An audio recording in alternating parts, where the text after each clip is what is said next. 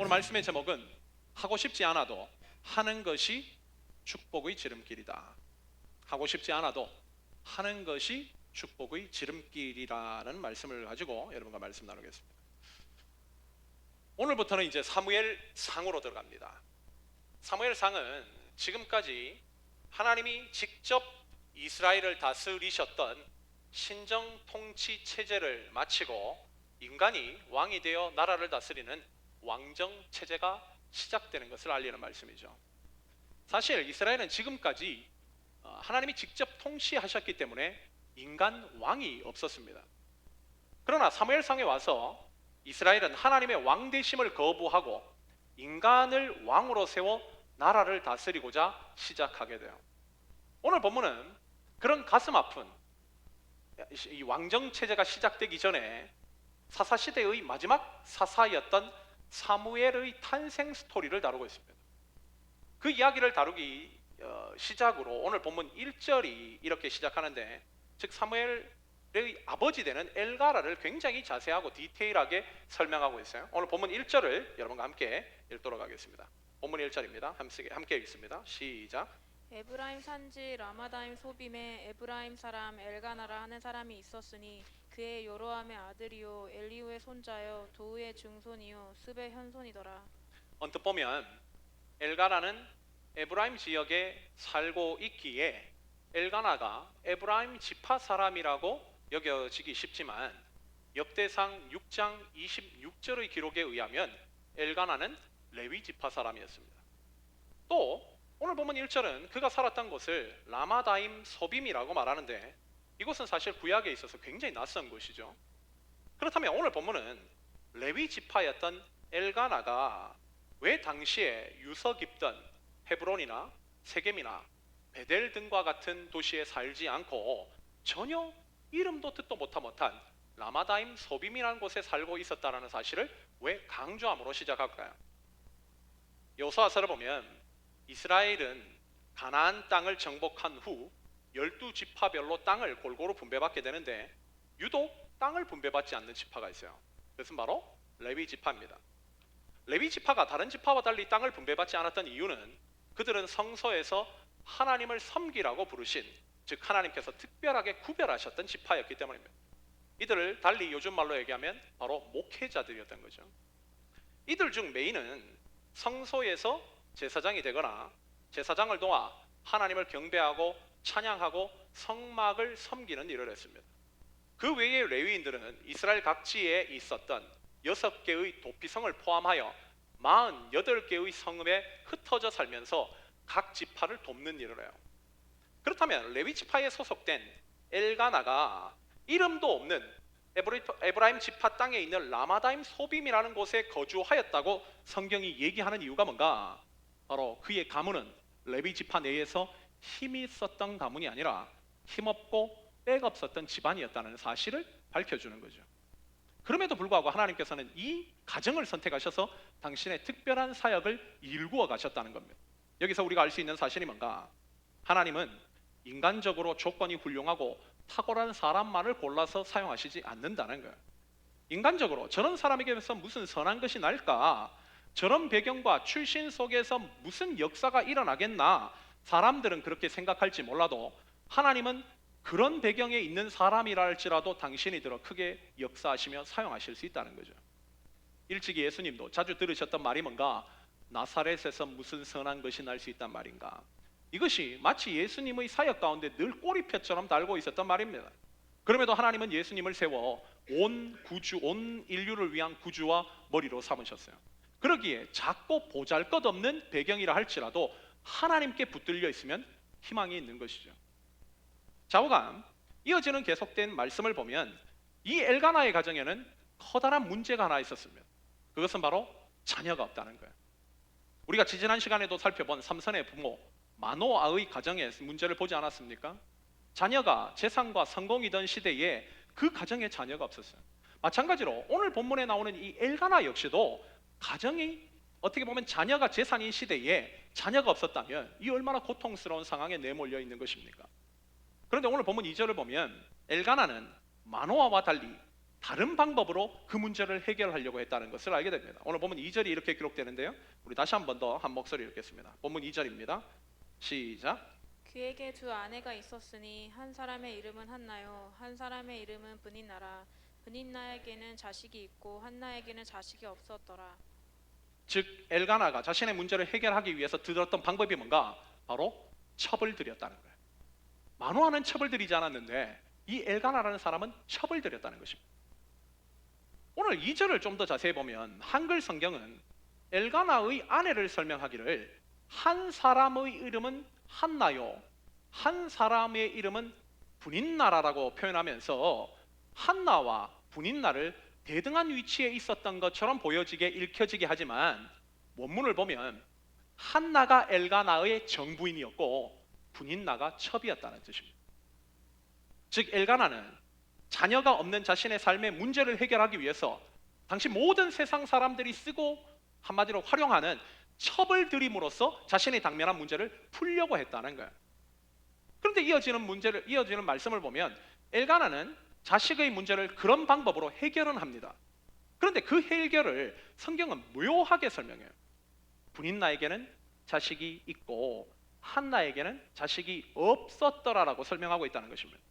분명 성경은 엘가나의 아내의 이름을 설명할 때는 한나를 먼저 사용했어요. 그리고 브닛나를 다음에 사용했습니다.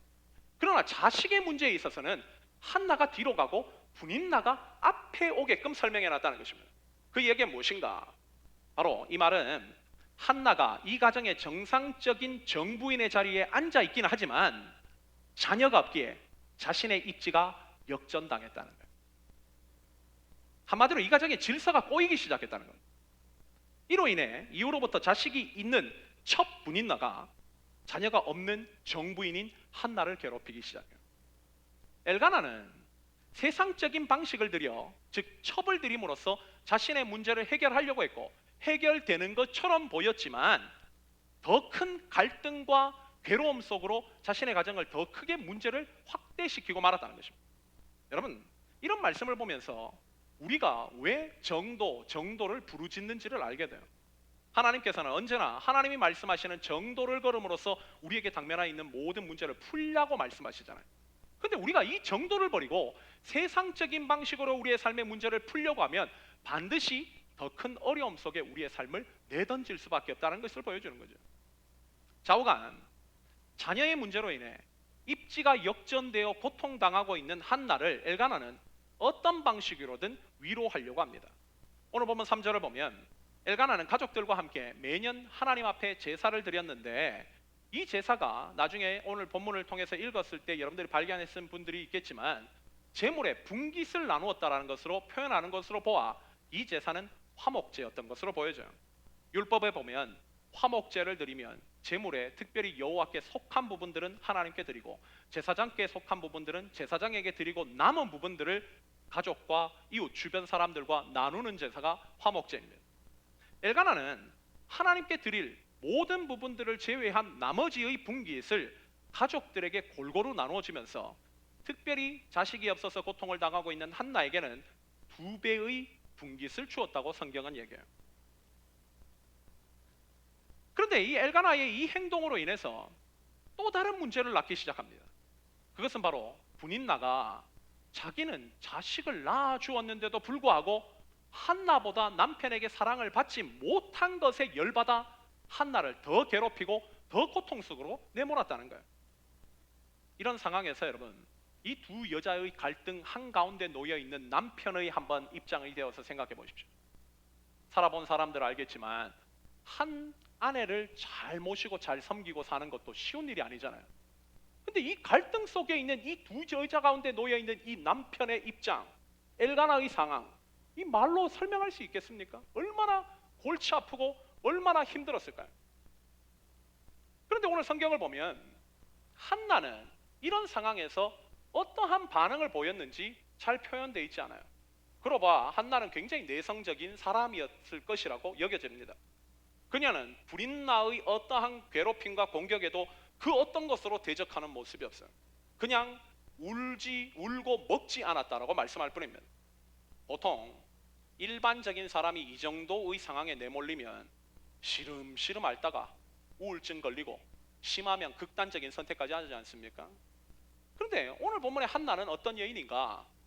이미 결론적으로 얘기하면 사무엘을 낳은 위대한 여인입니다. 그런 위대한 여인이 세상 사람들이 갖고 선택하는 방법으로 자신의 삶을 내몰 일 없죠. 오늘 보면 이 구절 이유를 보면 한나는 이런 암울한 상황 가운데 신앙적인 결단을 함으로써 자신의 삶의 변화를 꾀하기 시작해요. 그리고 결론적으로 그 신앙적인 움직임과 결단 덕분에 자신이 당면한 모든 문제를 풀어내기 시작합니다. 오늘 우리가 이 시간을 통해서 살펴보고자 하는 것은 바로 한나가 움직인 그의 신앙적인 움직임과 결단이 무엇이었는지를 확인하는 거예요. 우리도 살면서 수없이 많은 인생의 위기, 어려움 등을 겪습니다. 재정의 위기, 신분의 어려움, 가정의 위기, 신앙의 위기 등 얼마나 많은 위기들이 있습니까? 있는 자나 없는 자나 동일하게 인생의 어려움들을 겪고 있어요. 오늘 본문에 등장한 한나가 자신에게 당면한 인생의 어려움을 신앙적인 움직임 때문에 극복했다면, 우리도 한나의 이런 영적인 자세를 본받아 우리의 삶에 장착한다면 우리에게 있는 어려움들도 넉넉하게 극복하지 않을까. 그렇다면 한나가 결단한 그 신앙적인 움직임은 무엇인지 오늘 본문을 통해서 두 가지로 여러분들과 함께 묵상해 보고자 합니다. 첫째로, 한나는 자신에게 당면한 문제를 어떻게 풀었는가? 한나는 예배하고 싶지 않은 기분임에도 불구하고 하나님께 끝까지 예배하는 길을 선택함으로 그 문제를 풀었다는 거예요. 예배하기 싫은 기분임에도 불구하고 끝까지 예배의 자리를 지킴으로써 자신에게 당면한 문제를 풀었다는 거예요. 오늘 본문 9절이 그 부분을 이렇게 설명합니다. 오늘 본문 9절인데요, 우리 한 목소리로 함께 읽겠습니다. 본문 9절입니다. 시작. 그들이 실로에서 먹고 마신 후에 한나가 일어나니 그때 제사장 엘리는 여호와의 전 문선주 의자에 앉아 있었더라. 여기서 우리가 주목할 것은 9절의 상반절의 내용이에요. 한나가 실로에서 먹고 마신 후에 일어났다라는 표현입니다. 앞서 설명한 대로 엘가나가 하나님 앞에 제사 드린 제사의 내용은 화목제였어요. 화목제는 축제의 제사입니다. 축제의 제사라 함은 그 제사의 분위기가 즐겁고 유쾌하기 마련이죠. 이런 제사에 참여할 마음이 생기는 사람은 누굴까요? 기도 응답받은 사람, 자신의 삶이 잘 풀리는 사람, 결국 뭔가 하나님으로부터 특별한 은혜를 받은 사람이 이 예배에 참여할 마음이 생겼겠죠. 그런 성격의 제사였기에 한나는 이 화목제에 그리 참여하고 싶은 마음이 안 생겼을 것입니다. 어쩌면 엘가나가 지금 화목제를 드리고 있다는 것은 자식 문제를 분인날을 통해서 해결했기 때문에 이 예배를 베풀었는지도 몰라요. 그렇다면 한나의 입장에서 이 예배가 더더욱 달가울 일 없습니다. 그럼에도 오늘 본문 9절은 그녀가 이 제사가 다 끝난 후에 일어났다고 설명하고 있어요. 이 말은 한나는 자신이 이 예배에 참여하고 싶지도 않고 속히 이 자리에서 일어나고 싶은 마음이 간절했지만 그럼에도 이 제사가 다 마칠 때까지 끝까지 참고 있었다는 것입니다. 왜 그랬을까요? 바로 하나님께 드리는 예배이기 때문에, 바로 하나님의 말씀을 지키고 싶었기 때문에, 바로 하나님께서 보시는 제사이기에 그 자리를 끝까지 지켰다는 거예요. 이것이 한나가 후에 자신이 당면한 모든 삶의 문제를 걷어내고 하나님의 축복과 은혜 속에 들어갈 수 있는 첫 번째 핵심 비결이었습니다. 여러분, 우리가요 신앙생활 하는 이유가 뭡니까? 언제나 기쁘고 언제나 감사가 넘치고 언제나 예배 드리고 싶은 마음이 넘쳐나게 우리가 지금 이 자리에 앉아 있습니까? 그렇지 않아요. 예수 믿고 살아도 우라통 터지는 일들이 많고요, 열받는 상황이 많고 화가 나는 상황이 많습니다. 그래서 어떨 때는 예배 오기 정말 싫고요, 당장 순종해야 할 하나님 말씀 앞에 순종하기 싫은 것들이 너무나 많이 있습니다. 그럴 때마다 우리는 내가 도저히 지금은 예배 드리고 싶은 기분이 아니니 예배 못하겠어, 내가 지금은 도저히 순종할 수 있는 기분이 아니니 순종 못하겠어, 내 마음이 이러니 하나님도 충분히 이해해 주실 거야, 합리화하며 자신의 선택을 당연시합니다. 그러나 오늘 본문 속 한나를 한번 보세요. 그녀는 예배드리고 싶지 않은 상황임에도 불구하고 자신의 그 마음을 이겨내면서 예배의 자리를 끝까지 지키고 있어요. 그랬기에 그녀의 삶이 축복이 될 수 있었다는 것입니다. 이 말씀은 네 인생의 문제를 정말 해결하고 싶다면, 정말 너의 인생의 전화위복을 역사하시는 하나님의 능력을 경험하고 싶다면 하나님께서 중심에 보시는 예배, 그 예배의 자리를 끝까지 지키고 있어야 된다는 거예요. 그때 바로 하나님의 대역사는 펼쳐진다는 것입니다. 어떤 면에서 한나가 지금 이 자리를 지키고 있다는 것은 자기 부인을 실천하고 있다고 볼 수 있어요. 구약의 제사는 제단에 제물이 바쳐져 죽음으로 말미암아 드려지는 예배죠. 한나가 지금 화목제에 참여하고 있다는 것은 어떤 면에서 자신이 제단 위에서 죽는 것과 진배 없는 일입니다. 자기 부인이 어떻게 보면 진정한 예배의 정신이라고 한다면 한나는 지금 그 예배의 정신을 실천하고 있는 거예요. 이런 정신은 구약시대나 신약시대나 동일한 예배의 정신입니다. 사도 바울은 이 예배의 정신이 자기 부인에 있다는 사실을 너무나 잘 알았기에 로마서 12장 1절을 통해서 예배의 정신을 우리에게 이렇게 설명합니다. 그러므로 형제들아 내가 하나님의 모든 자비하심으로 너희를 권하노니 너희 몸을 하나님이 기뻐하시는 거룩한 산 제물로 드리라. 이는 너희가 드릴 영적 예배니라. 바울은 신약의 예배에서 구약의 예배와 달리 제물에 어떤 바쳐지고 죽어지는 그런 것이 사라진 것이 아니라 우리의 삶으로 대체됐다는 거예요. 우리가 바로 하나님의 거룩한 산제물로 자기 부인을 실천함으로 하나님 앞에 예배의 자리로 나가야 된다는 것입니다. 그럴 때에 하나님 기뻐하시는 제사가 완성된다는 거예요. 저는 목사이기에 장례식을 참 많이 참여하게 돼요. 제가 목회를 하면서 장례식을 참여하는 가운데 제일 참여하기 힘든 장례식은 무슨 장례식인가? 부모님이 먼저 돌아가신 장례식이기보다 자식이 부모보다 먼저 간 그런 경우의 장례식입니다. 부모님의 장례식에는 자녀들이 상주로 있죠. 보통 자녀가 상주인 경우 제가 그 사람들과 인사를 할 때는 부모를 먼저 보낸 자녀 상조로서 슬픔은 있지만 절망감까지는 발견하기는 참 쉽지 않아요. 슬프죠. 그러나 절망적이진 않습니다. 그런데 자녀를 먼저 떠나보낸 부모가 상주인 경우에 그분들과 인사를 나누면요, 슬픔이 아니라 절망이 있어요. 뭐?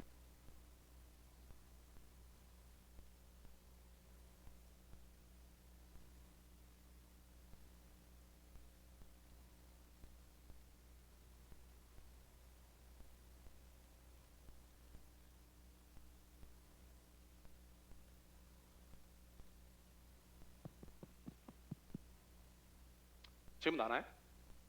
오케이, 이걸로 해보자. 제가 한 2년 전에 제 어린 사촌 동생이 한 10여 년 저보다 2살 어린 사촌 동생이 불의의 사고로 안타깝게 세상을 떠났어요. 그 친구가 전라도 강주에 이제 한마디로 장례식장이 있었는데 제가 뭐 2살 어리니까 사촌 동생이니까 얼마나 그 친구하고 참 많이 지냈겠습니까? 근데 그 친구를 이제 어떻게 보면 시신을 본다고 앉아 있는데 그 시체 안시실에 제가 저희 이모하고 같이 들어갔어요. 그 이모부하고 같이 들어가 있는데 그 이모부가 그 아이를 한마디로 일어나라고 흔들어대며 아이 이름을 부르면서 왜 여기 누워 있냐고 외쳤던 그 절규의 목소리를 아직도 잊혀지질 않습니다. 아무리 흔들어도 대답이 없어요. 왜 여기 있냐고 물어봐도 대답이 없어요. 제가 그걸 보면서 죽음이라는 것이 이런 거구나 하는 것을 뼈저리 깊게 깨달았습니다. 죽은 자는 말이 없어요. 죽은 자에게는 침묵만 있습니다. 그런데 성경에서 우리를 거룩한 산제물이라고 표현할 때 죽는 죽음 있지 않아요? 하나님 앞에 죽은 자는 말이 없죠.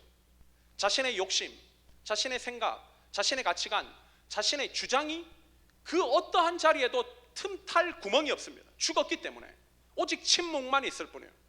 자신의 존재는 온데간데 없고 정막만 남는 거죠. 하나님은 우리에게 이 자세를 요구한다는 거예요. 예배의 자리에서 자기 부인, 즉 절저하게 자신을 죽이되 철저하게 죽는 예배, 하나님 받으시는 것은 바로 이런 예배라는 거예요. 제가 어렸을 때 살았던 제 동네에는요, 양계장이 있었습니다. 제 어머니가 저한테 뭐 닭도리탕을 해준다든지 아니면 뭐 닭에 관련된 요리를 하려면 그 양계장에 가셔서 생닭을 잡아오셨어요. 저도 어렸을 때 어머니를 따라 양계장을 따라다녔던 기억이 있습니다. 그 양계장 아주머니에게 저희 어머니가 이 닭 하나 좀 주세요. 그러면 그 아주머니는요, 아주 능숙한 솜씨로 닭의 목을 비틀고 목을 따요. 그럼 자기 죽는 거죠. 근데 아직도 잊혀지지 않는 것은 그렇게 땄던 한마디로 죽인 닭 중에 목이 떨어졌는데도 살아서 푸드덕 푸드덕 날아다니는 닭이에요. 어린 마음에 제가 이게 얼마나 충격적인지 모릅니다. 호암마마 공포영화 저리 가라는 거죠. 제가 그 이후로부터 양기장 절대 안 갔어요. 너무 무서워가지고. 목이 떨어졌는데 날아다닙니다. 제가 이 얘기를요, 일본에서 목회하시는 어떤 목사님한테 말씀을 드렸더니 그분도 자기 경험을 이렇게 얘기해 주시더라고요. 그 목사님이 일본에서 목회를 하니까 일본에 보면 생선회가 유명하잖아요. 생선회를 먹는데 어느 날은 성도가 어떤 식당에 자기를 데려갔다는 거예요.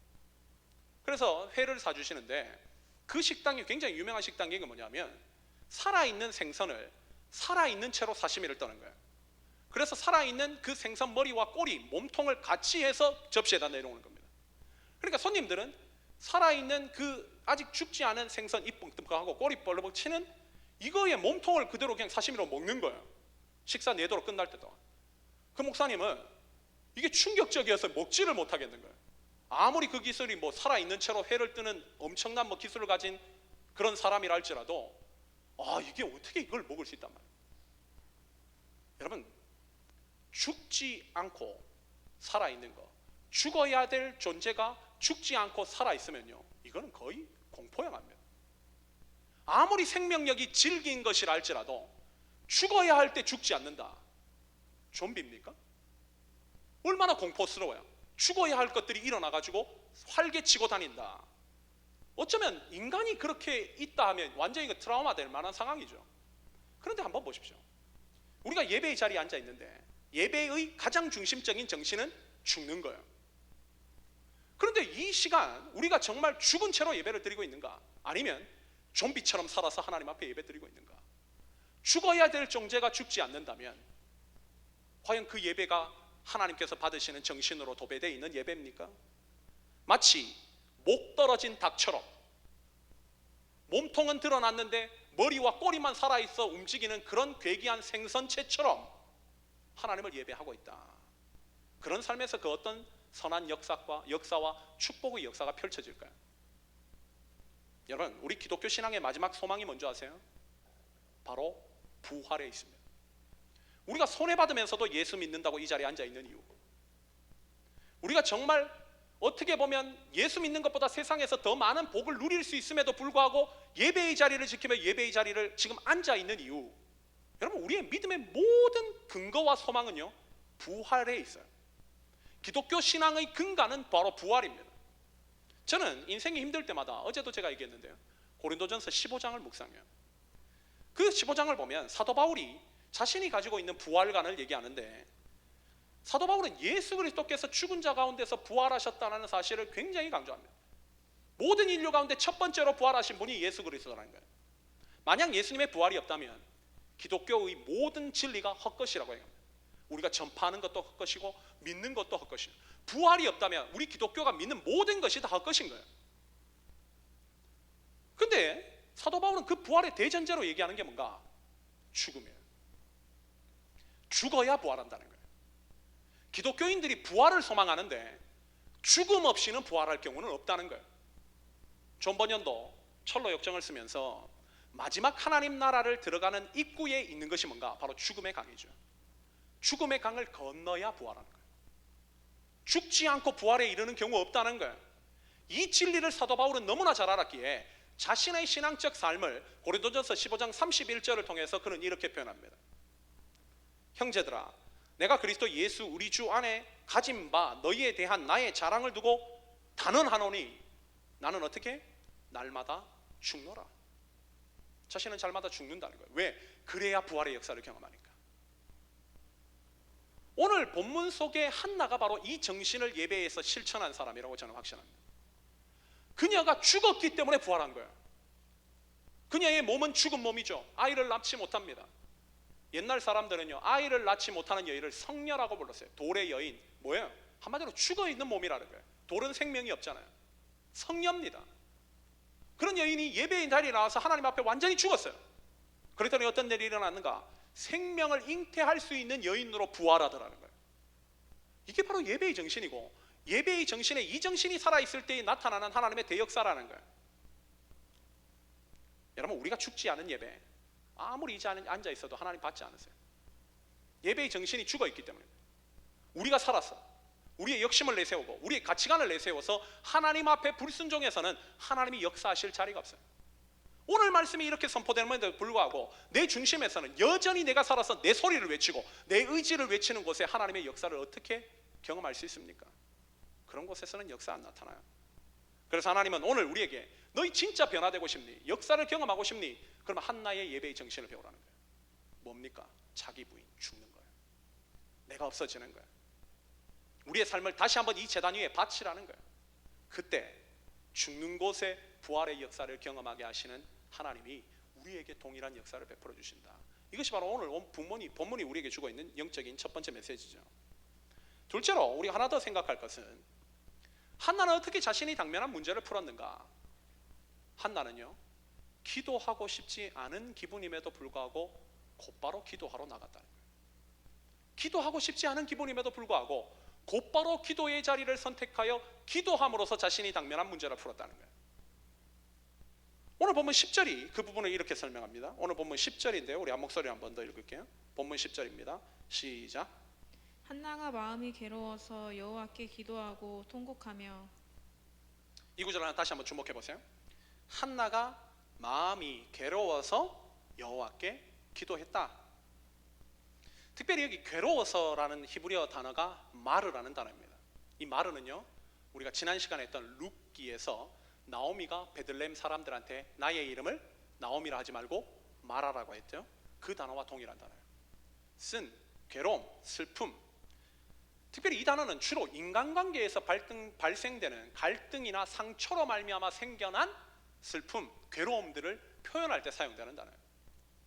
즉 한나가 지금 분인나 때문에 너무 큰 괴로움을 겪고 있다는 거예요. 그런데 그래서 성경은 바로 기도했다. 이 단순하게 한글 성경을 보면 일반 접속사 and로 사용해서 그렇게 했고 기도했다라는 것들로 단순하게 얘기하는 것처럼 보이지만 히브리어는요, 와우 연속법이 사용되어 있습니다. 제가 지난번에 와우 연속법이 뭔지를 말씀드렸는데요, 앞 이야기와 뒷 이야기가 매우 밀접한 관계를 가지며 곧바로 이어지는 상황을 강조할 때 사용되는 히브리어 문법이 와우 연속법이에요. 그러니까 즉 한나가 괴로워서 와우 연속법을 쓰고 기도했다. 괴로웠기에 곧바로 기도의 자리를 찾았다는 거예요. 여러분, 우리의 삶에 문제가 있기에 바로 곧바로 기도의 자리를 찾는다. 쉬워 보이세요? 어려워 보이세요? 대부분요 이렇게 잘 안 해요. 마음이 어렵기 때문에 기도의 자리를 곧바로 찾는다. 신앙인들도 이렇게 하는 사람 잘 없습니다. 일반적으로 사람들이 마음이 괴로우면 제일 먼저 뭘 찾죠? 술자리를 찾거나 노래방 가서 노래 부르거나 산에 가서 혼자 소리 지르거나 유흥, 게임, 스포츠 뭐 지가 좋아하는 것들을 통해서 그 괴로움을 덜어내려고 하는 거죠. 왜 그렇게 하는가? 그것이 자신의 괴로움을 덜어줄 수 있는 최고의 묘책이라고 저는 확신하기 때문에 기도가 묘책이라고 생각하지 않는 거예요. 세상 사람들이 이렇게 선택한다면 이해되죠. 근데 신앙인이라면 과연 이렇게 선택하는 것이 신앙인입니까? 우리도 사실 성도라는 타이틀만 달고 있지 마음에 괴로움이 생기고 문제가 있으면 곧바로 기도의 자리를 찾지 않는 것이 아닙니까? 여러분, 세상 사람들이 선택하는 삶의 방식, 그런 방식으로 내 문제를 해결하려고 하면요 일시적으로 고통을 덜어주는 몰핀과 같은 효과는 낼 수 있을지 몰라도 근본적인 문제 해결은 안 돼요. 근본적으로 절대 문제 안 바뀝니다. 때론 하나님은요 우리에게 근본적인 해결책인 기도의 능력을 경험하게 하시고자 우리 인생에 어려움을 선물로 주시기도 해요. 사랑하는 성도 여러분, 성경에 한번 나오는 하나님의 약속들을 한번 주목해 보세요. 얼마나 엄청난 건지 몰라요. 특별히 이사야서 43장의 이 부분을 자세히 설명하고 있는데 이사야서 43장 1절을 하반절을 보면 하나님이 우리가 어떤 존재인지를 이렇게 얘기합니다. 너는 두려워하지 말라. 내가 너를 구속하였고 너를 지명하여 불렀나니 너는 내 것이라는 거야. 너는 나한테 belong to 돼 있다는 거야. 넌 내 거라는 거야. 내가 결국 가지고 있는 내 소유권이라는 거야. 하나님은 내 것이라고 말씀하면서 그 다음 구절에서 이상한 말씀을 하세요. 이어지는 이사야서 43장 2절을 보면요 하나님 이렇게 얘기하십니다. 네가 물 가운데로 지날 때에 내가 너와 함께 하실 거라. 강 건널 때에 물이 너를 침몰하지 못하게 할 것이다. 네가 불 가운데로 지날 때에 너를 타지 아니하게 할 거야? 불꽃이 너를 사르지 못하게 할 거야. 여기서 당장 의문에 드는 게 뭐죠? 자, 1절에서 하나님이 너는 내 것이라고 했어요. 그러면 내 것이라면, 하나님의 소유라면 하나님 어떻게 하셔야 돼요? 물 만나게 하시면 안 되죠. 불 만나게 하시면 안 되죠. 강이 범람할 상황을 이미 그 코앞에까지 오게끔 하시지 말아야죠. 다 피하게 하셔야지 하나님이 내 것이다라고 얘기하는 것이 옳다라고 우리는 생각돼요. 근데 오늘 43장 2절은 하나님이 내 것이라고 얘기했는데도 불구하고 우리의 상황 가운데 강물이 있고 바다가 범람하고 불꽃이 타오르는 일들이 있다는 거예요. 왜 이렇게 하시는가? 이유는 간단합니다. 그곳에 들어가 봐야 하나님이 얼마나 강하신 분이고 얼마나 그 상황보다도 큰 힘을 발휘하실 수 있는 능력이 하나님이심을 깨달을 수 있기 때문에. 그래서 하나님은 그곳에 집어넣으시는 거예요. 저는 동부에서 5년 동안 유학 생활을 하면서요, 제 삶을 돌아보면 결코 호락호락하지 않았어요. 재정적으로 참 힘들었습니다. 그럼에도 제가 그걸 견딜 수 있는 힘이 무엇이었는가 돌아보면요, 언제나 기도의 자리에서 하나님 앞에 나가 무릎 꿇고 기도하면 하나님이 불기둥과 구름기둥과 같은 하나님의 강력한 손길로 우리 가정을 책임져 주시고 돌봐 주시는 은혜를 날마다 경험했기 때문에 그 5년을 버틸 수 있었어요. 그런데 제가 LA라는 곳에 와서요, 동부에서 비한다면 지금의 삶이 훨씬 더 나아졌습니다. 훨씬 편해졌어요.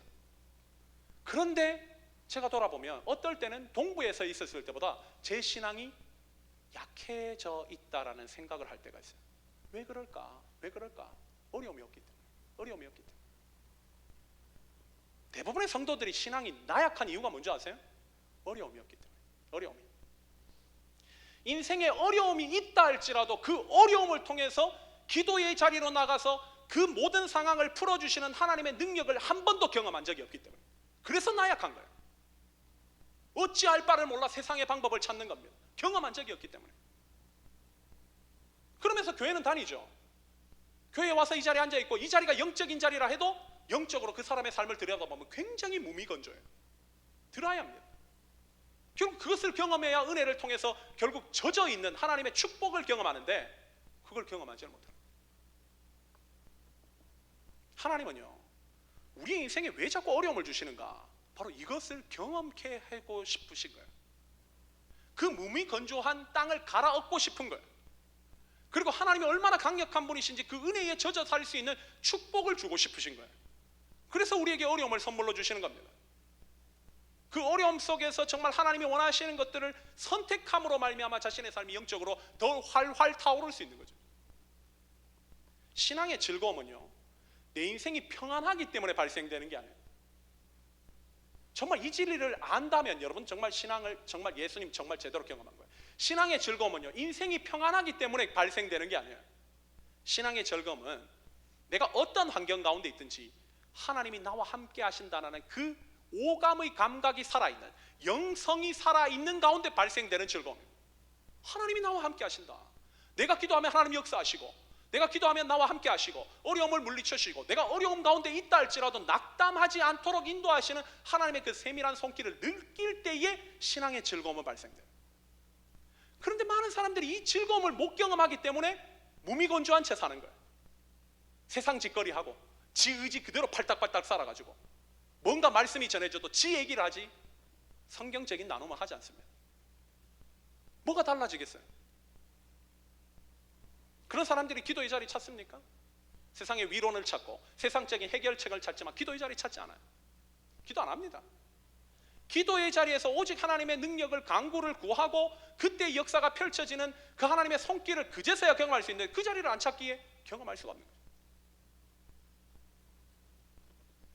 특별히 기도의 대역사를 경험한 성경의 한 사람을 꼽는다면 엘리야이지 않을까 싶어요. 엘리야.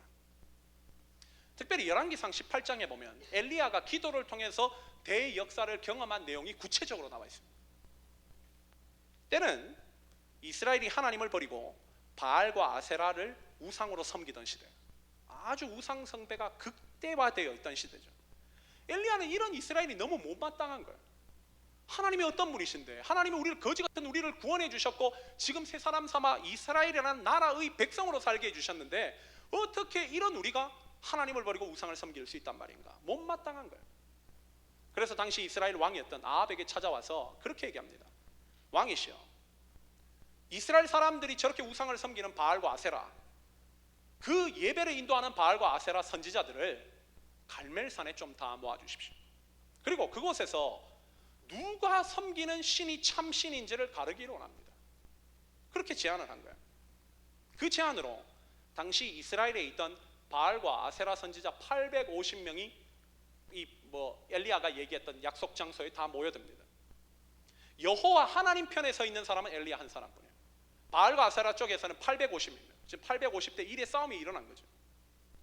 엘리야는 거기 모인 바알과 아세라 선지자들에게 너희는 저쪽에다가 바알과 아세라 선지자를 위한 제단 쌓아라. 나는 이쪽에다가 여호와 하나님을 위한 제단 쌓을게. 그리고 서로 기도해서 불이 떨어지는 쪽이 하나님임을 인정하고 상대는 그냥 다 죽이는 걸로 하자. 제안을 한 거예요. 한마디로 사생결단에 제안한 거죠.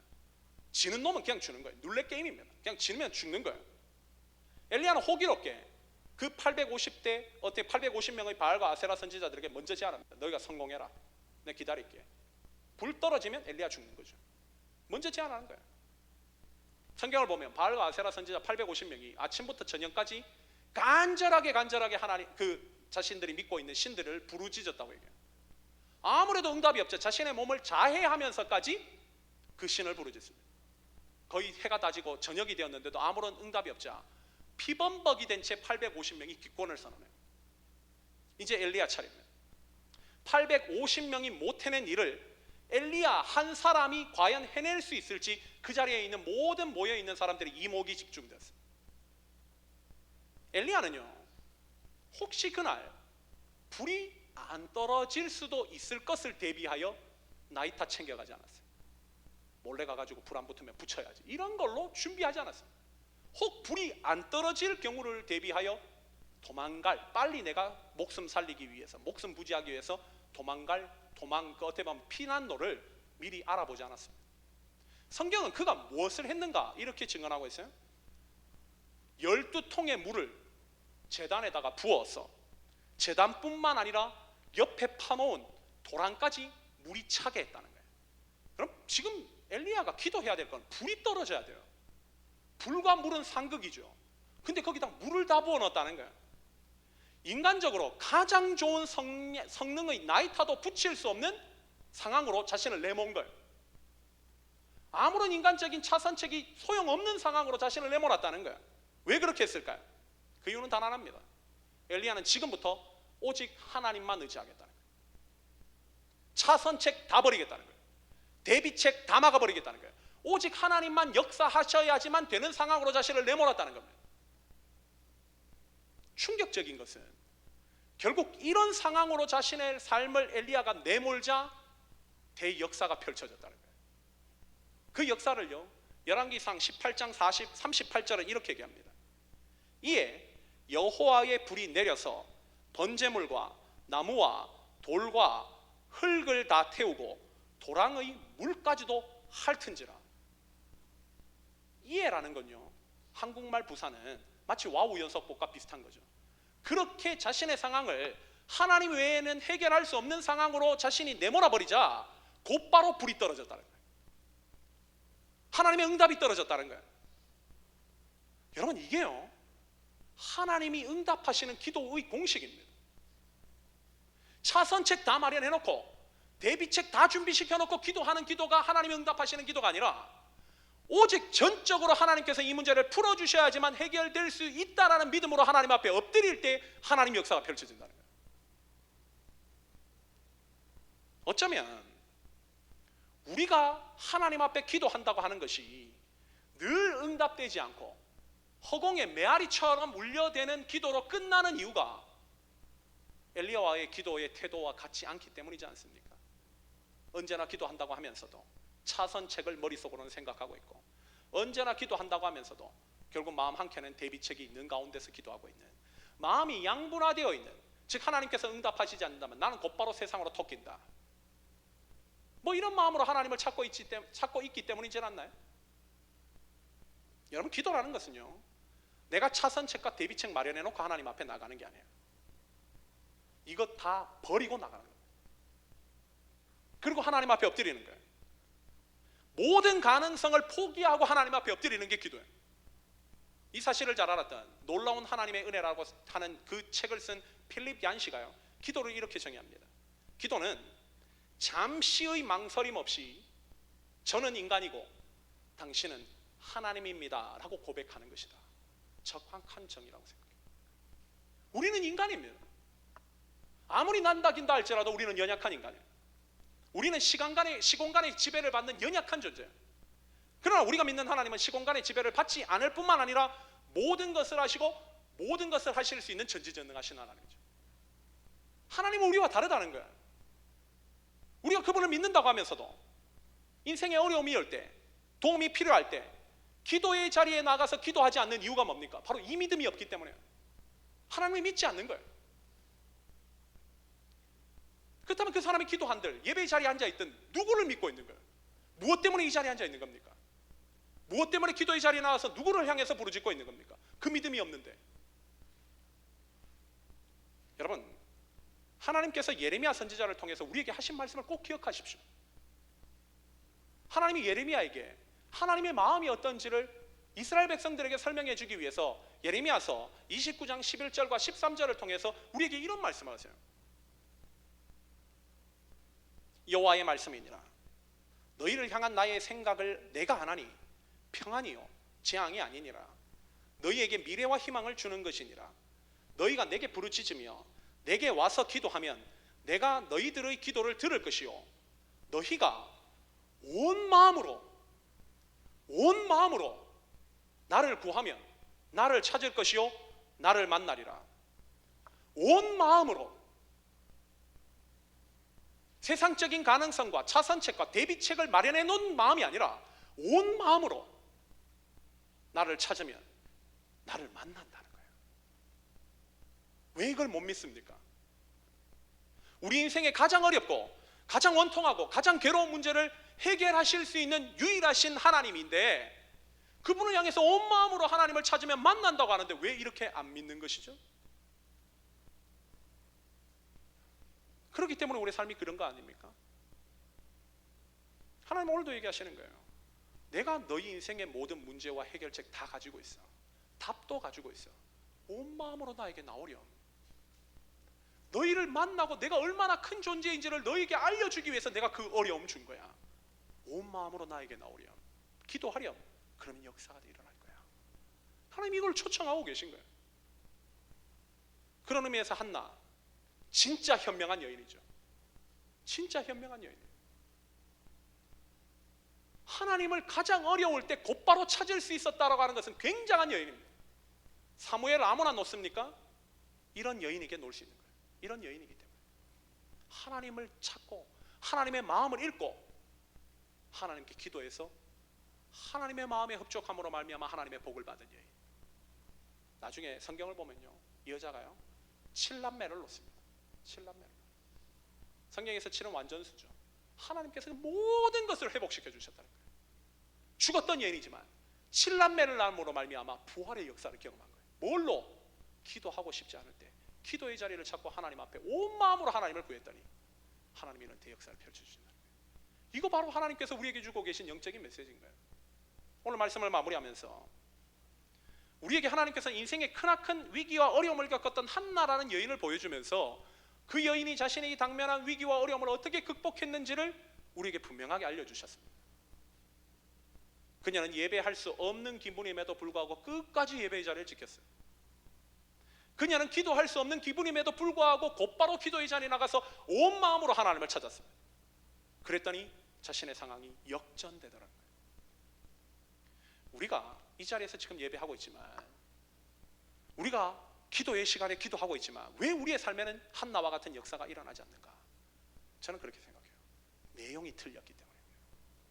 한나는 예배의 내용이 자기 부인이라는 사실을 알았습니다. 철저하게 죽은 거예요. 그랬기 때문에 끝까지 예배의 자리를 지킬 수 있었던 거죠. 그녀는 기도의 내용이 어떻게 되어야 되는지를 알고 있었어요.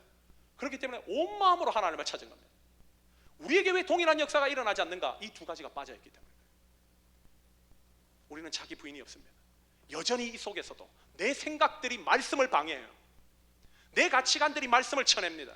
아멘으로 받지 못합니다. 나눔할 때 보십시오. 오늘 여러분들 셀 모임할 때 나눔할 때 한번 들어보세요. 오늘 말씀에 진짜 깨달은 걸 얘기하는지 아니면 자기 생각을 얘기하는지 자기가 죽지 않은 거예요. 어떻게 변화가 일어납니까? 기도도 마찬가지죠. 온 마음으로 하나님을 찾아야 되는데 차선책과 대비책을 늘 마련해놓고 하나님 앞에 나가서 하나님 그렇게 역사하십니까? 하나님 공식을 얘기하셨는데 공식과 다른데 이게 어떻게 정도로 일어날 수 있는 일입니까? 여러분 이 한날을 통해서 지혜가 무엇인지를 좀 깨달으시기 바랍니다. 하나님 믿으려면 이렇게 믿어야 돼요. 그래야지 신앙생활 뻘짓 안 할 수 있습니다. 짧고 짧은 인생 가운데 뻘짓 안 하고 정말 하나님의 능력을 경험할 수 있는 길은 바로 이 길이라는 거예요. 그래서 하나님께서 오늘 우리에게 11월 어떻게 보면 이제 한 달, 두 달밖에 남지 않는 이 2019년을 그나마 은혜스럽게 마무리하고자 하기 위해서 하나님께서 또 우리에게 신앙의 정도를 알려주시는 겁니다.